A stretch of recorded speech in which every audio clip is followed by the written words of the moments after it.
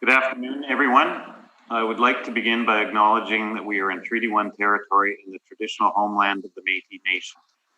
All individuals entering city-operated facilities, including City Hall, are required to wear a non-medical face mask. Those at the table are not required to wear masks while sitting, as long as they're distanced 6 feet from anyone else. Once you leave your seat at the table, you must put your mask back on. As directed by Manitoba Health, we're requesting people avoid close contact within 2 meters with anyone showing symptoms of a respiratory illness, such as coughing or sneezing. If you are experiencing flu-like symptoms, we are requesting that you excuse yourself from the room. I would like to introduce the members of the panel for today's hearing. To my left is Carrie Linklater, and to her left is Lori Davidson. And my name is Brent McIntyre, and I'll be chairing the meeting. Our assessor today is Arif Das Mohammed, and our secretary is Belhan Roko. We will be hearing applications for revision of the assessment roll in accordance with the Municipal Assessment Act. The matters for which revision is requested have been described in each application, and we will limit discussion to those matters. The statements that are made at this hearing are sworn testimony, and anyone speaking to the matters must be sworn in. Be advised that comparisons of assessments of properties are not considered evidence of market value by the Board of Revision. The Board of Revision is appointed annually by Council and is independent of it and the City Administration. It makes its decisions on the basis of the evidence provided at this hearing and issues a written order that will be mailed to all parties as soon as possible. Please note that the Board's decisions with respect to an application may be appealed to the Manitoba Municipal Board if the matter pertains to assessed value or classification, or to the Court of Queen's Bench if the matter pertains to the application of exemption from taxation. Should you wish to appeal, information on how to do so will be included with the Board's order. With respect to the hearing process, I will confirm the matters to be addressed with each applicant following the swearing in. We will then have the assessor's testimony followed by questions that the applicant may have, and then the applicant's testimony followed by questions. Each side will have an opportunity to summarize if they wish. Once all of the evidence about an application has been brought forward, the applicant may leave. The process will repeat for each item on the docket today. The session will close after all the applications have been heard, and the Board will deliberate in private and make its decisions. You will receive the order by registered mail as soon as possible. As information, all public hearings are live streamed, recorded, and will be part of the public record. Use of cell phones is not permitted except by the approval of the chair. Thank you. And Belhan, if you would like to swear in. Please state your full name. You must affirm the evidence to represent the whole truth.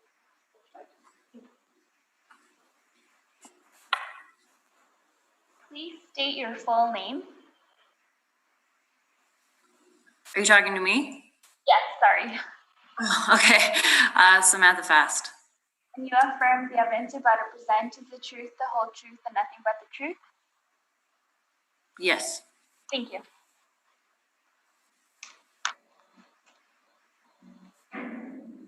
And Samantha, you're the only one on the docket this afternoon. Oh, okay. The first item on the docket is 446A Brooklyn, and I understand there's a preliminary issue. We're requesting that the burden of proof be placed on the applicant for non-cooperation under 53.3B. If you look at page 10 to 13, we had sent out an income expense mailer that wasn't returned back to us. You're probably going to have to speak up a little bit, Arif. So yeah, pages 10 to 13 is the mailer that was sent out and it was returned back. So yeah, we're asking. Let me just give that the page.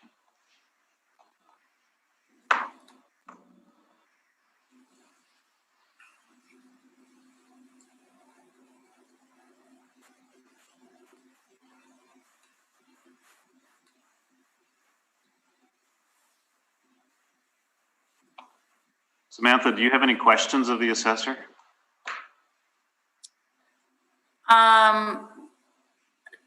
Not really. I mean, I'd like to be able to present my evidence, but I Yeah, have no. I guess my questions for the assessor would be, or my issues with what the assessor has presented here is that based on my market research, which I submitted into the evidence, the vacancy loss. Samantha, this is just with respect to the failure to complete the mailer and return it. Okay, I am having a really hard time hearing whatever was being said. I'm not sure if it's possible to speak up into the mic. You want to repeat it? Sure. We're asking for the burden of proof be placed on the applicant because of non-cooperation under section 53 3B for not sending in the income expense mailer that was mailed out. Mm-hmm. Yes, so I would say that I had the income and expense mailer. I wasn't able to complete the forms before the requested date. I would say it's also not clear on the mailer that it specifically says the word request. It doesn't say that it's required, and I would say it also causes some confusion that it not submitting it will result in me not being able to to appeal the assessment. But also, I've been informed by another assessor that if I was not able to complete this form on time, that I am able to request an extension for the due date.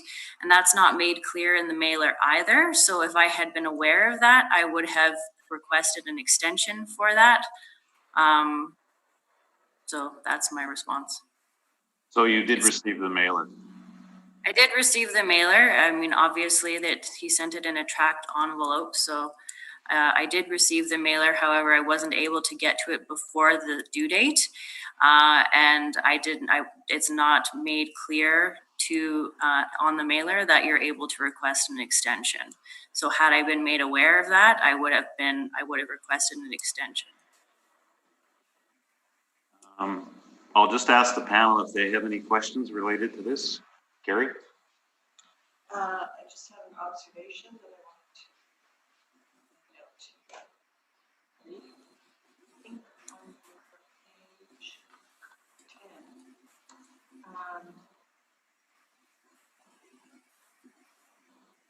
the private user ID was not blocked.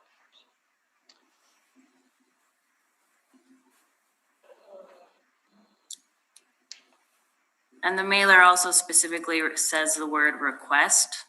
It doesn't really outline clearly what failure to comply, or I'm not entirely certain what the phrasing was that I refused, but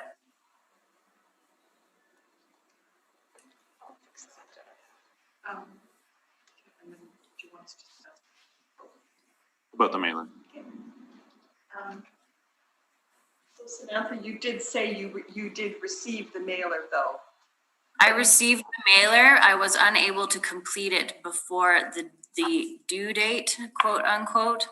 And it was not made clear that I was able to request an extension. There's no indication of that in the letter that I'm able to request an extension. Okay. So which I've been told I am allowed to do. Yes. So did you make any attempt to call the city? Because at the bottom of the letter, it does say that if you have any questions, please call 311 customer service. So the due date was already passed. So in my mind, because it doesn't say anything about getting an extension, trying to contact the city would be pointless. And I'm not sure if you guys have ever tried to contact the city through 311. It's actually really difficult to get in touch with anyone who actually has any say. So the people at 311 don't actually give you directions on or numbers of people to contact. Thank you. Lori? Just a quick question. Was this your first time at been in a position to receive a mailer requesting that? I can't hear what you're saying. You have to talk into the microphone. Okay, sorry about that. My question was, is this the first time that you've been in a position to receive a mailer from the city of Winnipeg asking for this information about your property? No, I've received the mailers in the past, but again, I just haven't been able to complete them by the due date. Okay, thank you. Thank you very much. And I just have one question. Do you have the mailer documents in front of you? I have the copies that were submitted as part of the evidence. So if you turn to page 12, under special instructions, there's a box halfway down that page. And it talks about the penalties, and failure to comply may result in the imposition. So in fact, there was a notice on.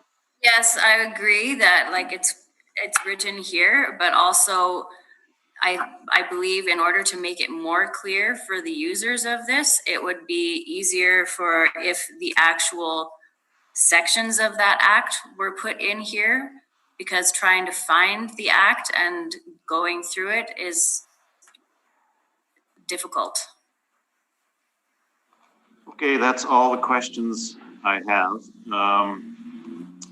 The board is going to take a 5-minute recess in which the assessor will leave the room and we'll put you in the waiting room on Zoom.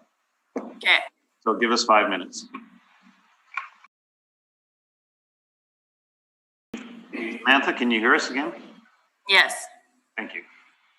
The board has considered the assessor's request and has decided that the burden of proof will be placed on the applicant, which in this case is 6477675 Manitoba Incorporated, of which you're representing for non-cooperation, section 53(3)B of the MAA.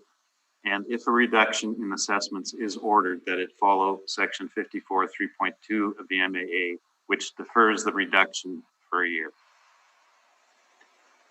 And because the board has shifted the burden of proof, you'll present your evidence first. Okay. So if you want to start us off with your evidence, just let us bring it up. You have a copy of the evidence in front of you? Yeah, we have it electronically.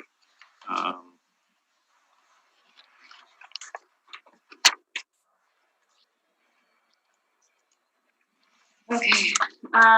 So what I've done here is I've done a few different valuations.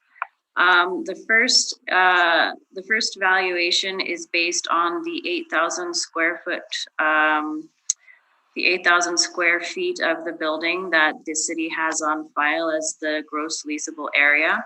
I then used the multiple market reports, which I submitted as part of my evidence, to get an idea of what the market rents were from, and from what I've been told, the years that we're looking at are April 1st, 2016 to the end of May, or the end of March 2018.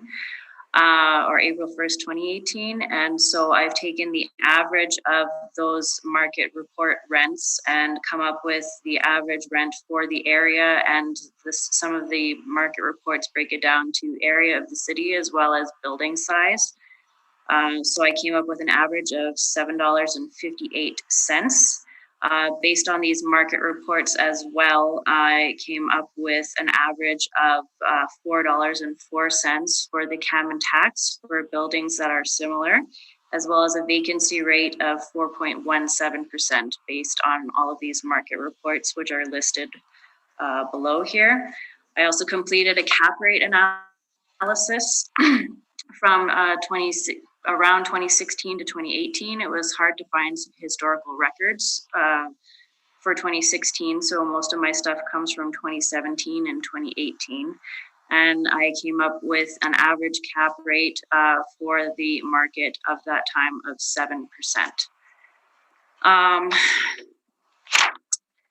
The next valuation, because one of the other things I'm questioning here is that The gross leasable area that the city is using is including the mezzanine space, which is not typically counted as gross as part of the leasable area when you're renting to a tenant.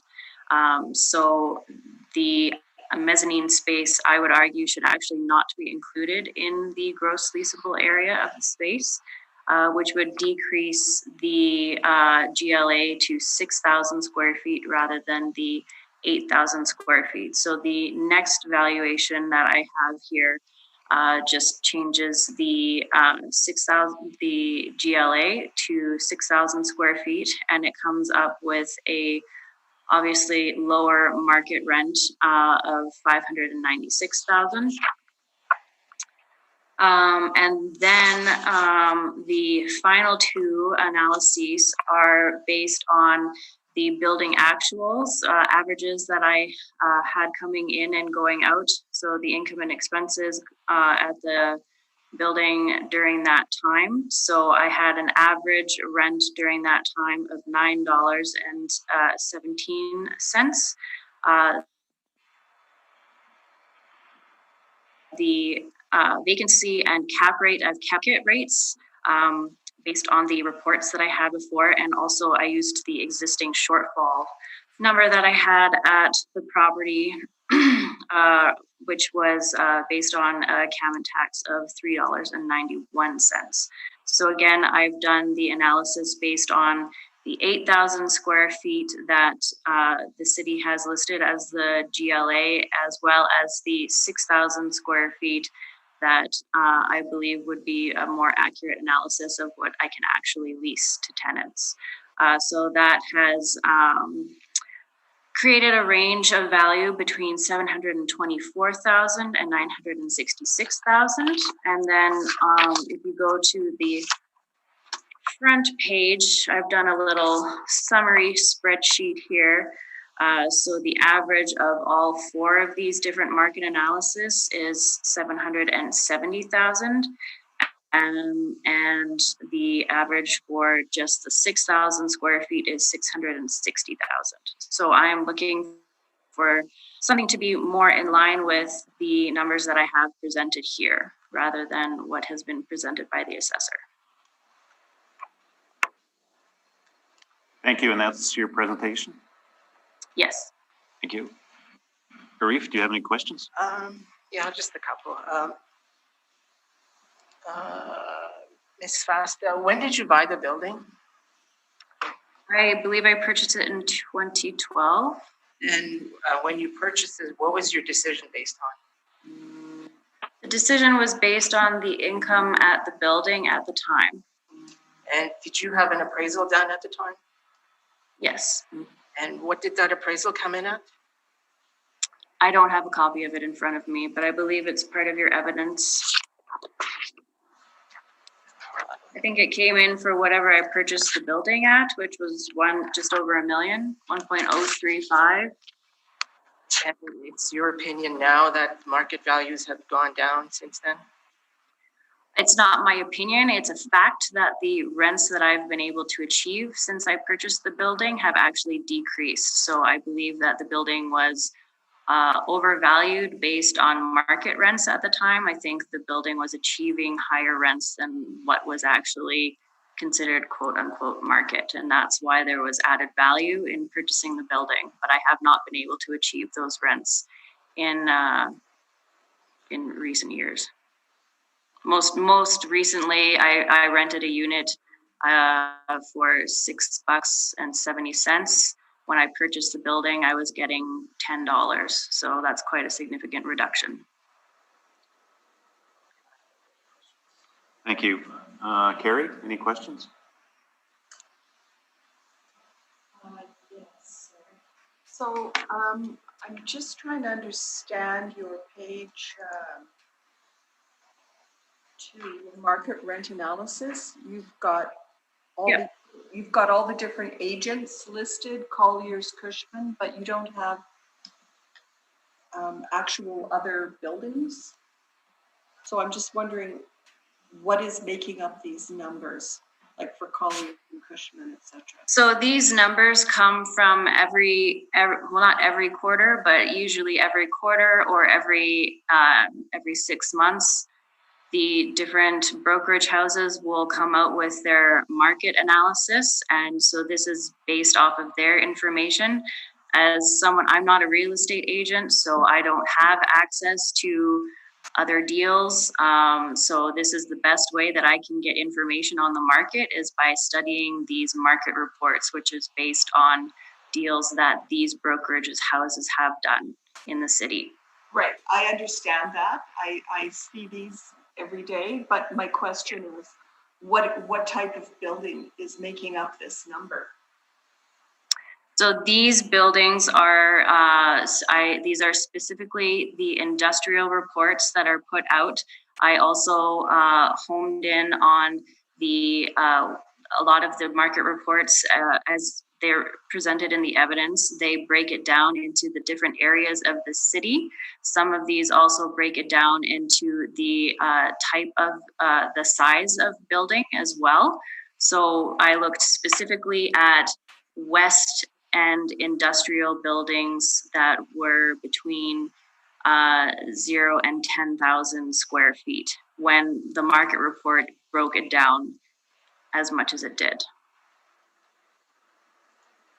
But obviously comparables in East St. Paul are not going to be in St. James. So I looked specifically in the St. James area for industrial buildings that were within my size range. Multi-tenanted. Thank you. It would have been helpful to us to have addresses, just to let you know. There are no addresses provided in the reports. So Right. that's not possible for me to provide without being an agent and without having access to their deal information, which they obviously don't readily share with the public. So what year did you purchase this property? 2012, 2012. And this is the first time you've come to the board? yes. Okay. Can you just describe the mezzanine to me or to us, please? You're saying it's 2,000 square feet? No, so the main floor area of each unit is approximately 1,500 square feet. And then there's approximately 500 square foot of mezz space in every unit. And so I'm questioning whether or not including the mezz space is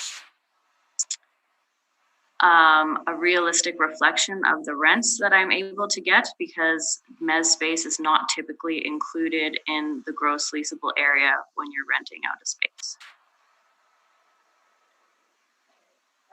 So this space is occupied then? The mezz space when you were renting it out? It's within the unit, so the tenant has the ability to use it. Thank you. That's all my questions. Thank you. Lori? Just a couple of questions. If you are using a vacancy rate of 4.17 in your... Yeah. Yeah. Is that based on the actuals for the building? During the time frame of the analysis, no, that's based on the market. And so in the analysis that you provided us called, Brooklyn Street valuation, are the numbers you've used, for example, the vacancy allowance, the expense allowance, the cap rate, are those actuals for your building, or are they based Well, on... a cap rate is only discernible when you sell the building, so that's obviously pulled from the market. The shortfall amount is based on like the first iteration that I have here. So there's 4 different valuations based on different, however you want to look at it. So the first one is based purely on market data. It's purely market driven. The second one is market driven based on the 6,000 square feet rather than the 8,000 square feet. The third one is based on building actuals. And the fourth one is based on building actuals with the 6,000 square feet. Thank you very much. Thank you. And I have no questions So Arif, you can proceed with your presentation. Okay, I'll just put the roll number into the record. So roll number 07000198000. The address is 446 Brooklyn Street. Roll year is 2020. Reference date is April 1st, 2018. And it's assessed at $1,090,000. It's one building with 4 premises. They're 1 stories. It was built in 1977 and we're utilizing effective year built of 1977. The wall heights are 18 feet. Zoning is M1 manufacturing light. The land area is 8,092 square feet. Plan area is 6,000 square feet. And the gross floor area and leasable area are both 8,000 square feet. And the land to plan area is 1.35 to 1. So if you turn to the next page, the subject sale history, right there, you could see that there were 2 sales. One was a non-arm's length sale in 2012.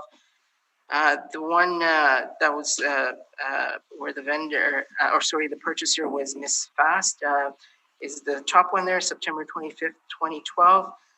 It was purchased for $1,035,000.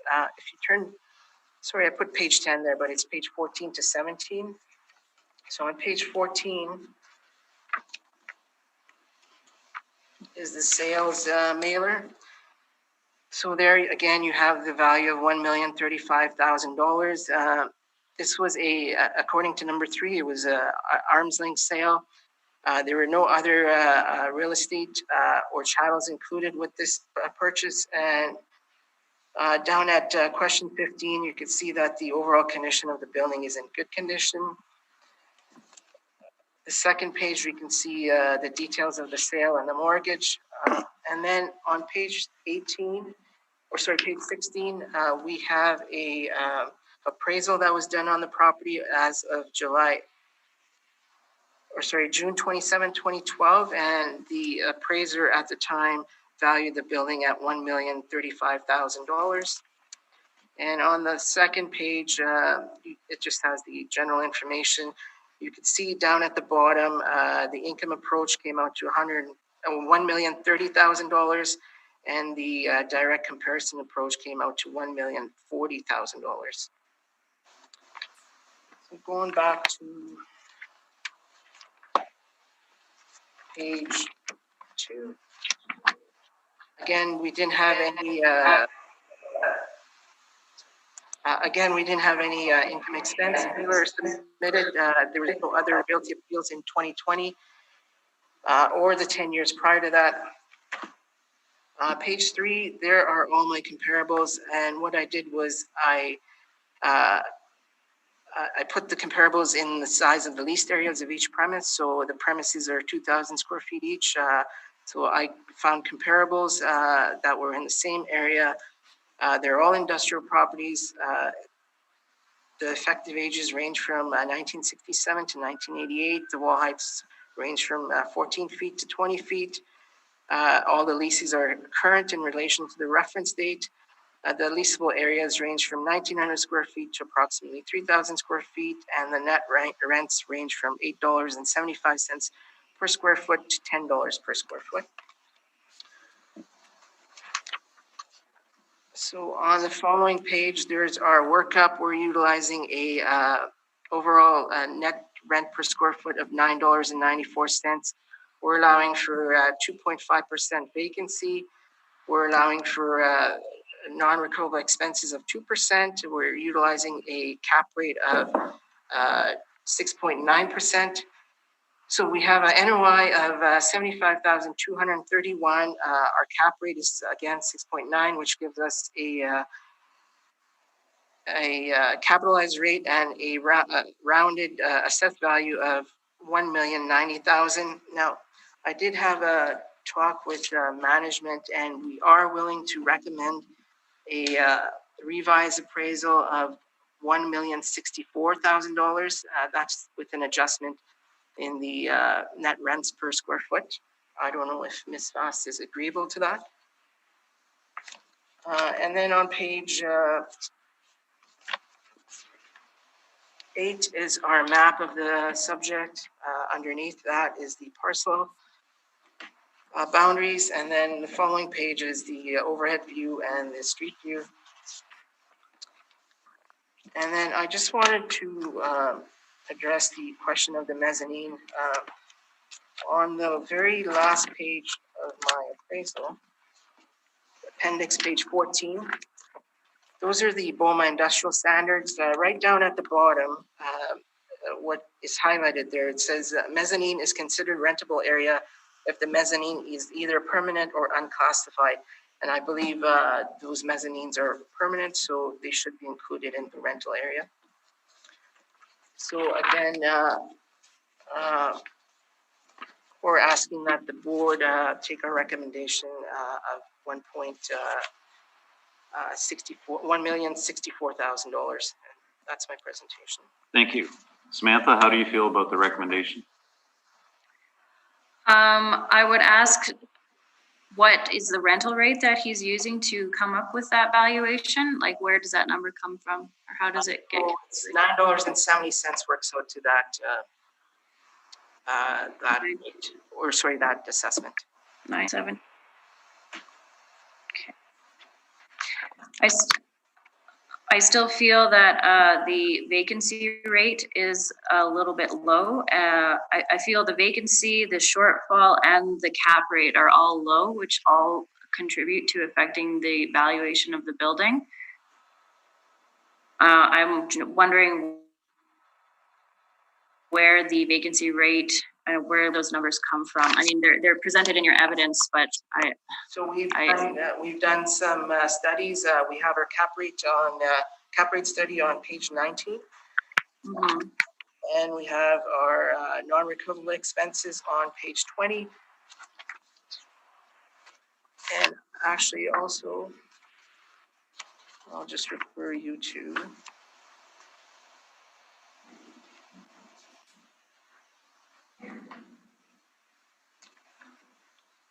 I guess my question or my comment would be that none of those numbers are really in line with my own research of the market. So if we could try to come more in line with what we're presenting, So you're not accepting the we recommendation? can come to an agreement. So you're not accepting the recommendation?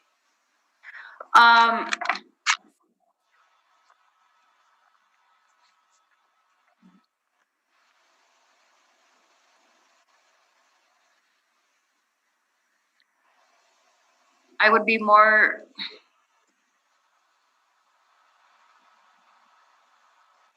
I mean, you can answer yes or no. I mean, we're going to take all of the evidence into consideration when making our decision. I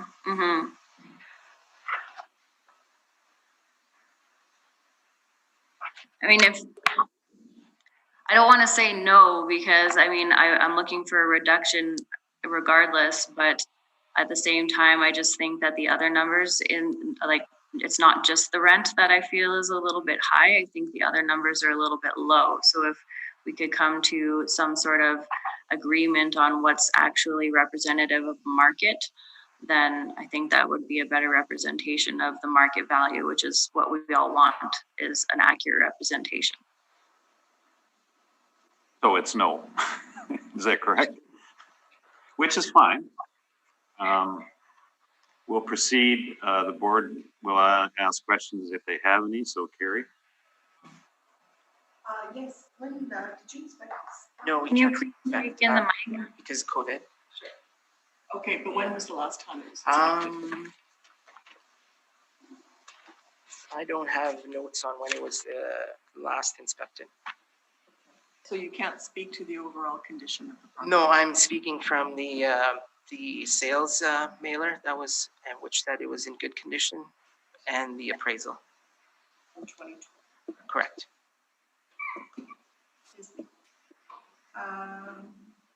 And page. Page 2 is all. Oh, sorry, wrong page. Page 4 is all model driven. Yep. Okay. And your rent comparables. I understand it's difficult if you don't have the mailers, but These are all smaller. I'm sorry, I really can't hear you. Sorry. They're All smaller. your rent comparables They're are all smaller, but smaller. each one of the premises is 2,000 square feet. So Right, that's that what is what you chose instead of an overall of correct. Like 8,000. if you look at our income workup, page 4, you'll see that each premise is 2,000. That's how we're valuing it, 2,000 square feet. That's all my questions. Thank you. Lori? Just a quick question. In terms of the lowering of the rent to come up with your recommended assessment, is that based on further analysis of comparable properties different than the ones that you had selected in here? Well, it's still in the range of our comparables. So yeah, You just felt it was more fair, is that right? yes. Okay, thank you. And I just have one question on your comparisons. Do any of those units have mezzanines included in the? I'm not sure. I didn't check if they were. I included the mezzanine as all rentable space. Okay, thank you. That's all the questions I have. And that concludes this matter, Samantha. Okay. We will be making our decision and you'll receive it by registered mail within a couple of weeks. Okay, All righty? Thank you. thank you very much. I appreciate your time. Thank you very much.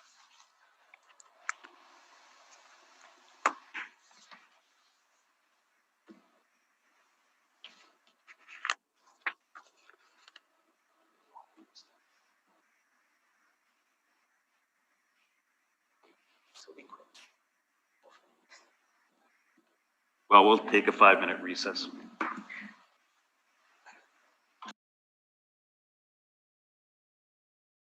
Thank you. And we will resume the meeting. And the next item on the docket is 845 King Edward Street. And Ruth, you can proceed. Okay, Board of Revision file number 20-452, roll number 070019040000. Address is 845 King Edward Street. The roll year is 2020, reference date is April 1st, 2018. The assessed value is $1,031,000. It's industrial building. It's one building. There's 2 premises in there. It's 1 story. It was built in 1957, and the effective year that we're using is 1957. Wall height is 14 feet. The zoning is M2, manufacturing general. The land area is 26,620 square feet. The plan area is 11,314 square feet.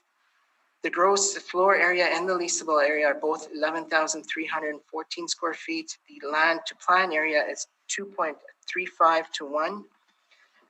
And I do have a recommendation on this. I have been emailing with Mr. Glenn Sitnick, who is the owner of the 68997 Manitoba Inc., which is the owner of the building. So we are willing to reduce the assessment to $988,000 based on a adjustment in the net rent per square foot. Mr. Sitnick sent an email today accepting the offer, and I could present the emails that he had sent out. So, confirming the assessment. Well, I don't think we need to.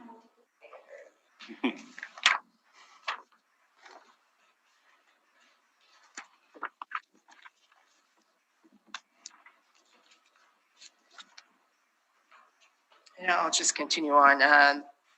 On the following page, page 2, you can see that there is a lease in there for 614 square feet, and it's currently rented at $6.50 per square foot. The other half, he had mentioned that he's using for himself as storage, so he's not really renting that out. On the following page, page 3 are my comparables. You can see that the comparables range from approximately 4,000 square feet to about 7,100 square feet. They're all in the same neighborhood as the market region as the subject. The wall heights range from 12 feet to 16 feet. They're Effective years range from 1955 to 1972. And there are the rents, they range from $5.80 to $8. On the following page is our workup. So you can see that we were using $6.33 and $6.39 for the square foot rental there. But we have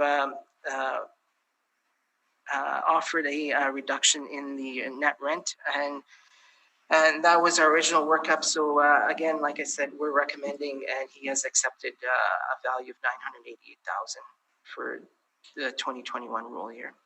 Thank you. Carrie, any questions? Sorry, I may have misheard you. What is the new adjusted rent? The adjusted rent, I believe it was $9.10. Oh, sorry, $6.10. Oh, Yeah, $6.10. Yeah. Okay, yeah, I'd heard 50 cents, and then I was like, Oh, sorry. no, that's yeah. fine. Thank you. That's all my questions. That's all? Thank you. And Lori? And I have no questions, so that concludes this matter and the hearing. Thank you very much.